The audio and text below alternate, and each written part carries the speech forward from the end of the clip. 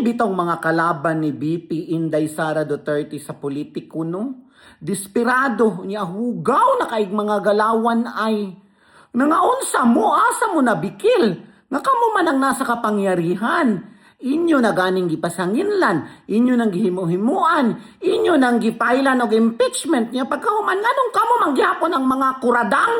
Kay dili mo sure no og nakulbaan na mo. Ha! Proclamation pa man lang to.